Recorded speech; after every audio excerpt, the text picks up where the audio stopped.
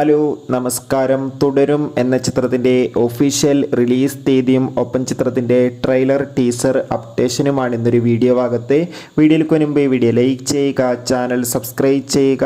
November മാസം ധാരാളം ചിത്രങ്ങൾ OTT റിലീസ് ചെയ്യുന്നുണ്ട്. ചാനൽ ഭാഗം പരിശോധിച്ചാൽ നിങ്ങൾക്ക് കാണാം. തരുൺ മൂർത്തിയുടെ സംവിധാനത്തിൽ മോഹൻലാൽ, ശോഭന എന്നൊക്കെ പ്രധാന കഥാപാത്രങ്ങളായിട്ട് വരാൻ പോകുന്ന ചിത്രമാണ് തുടരും.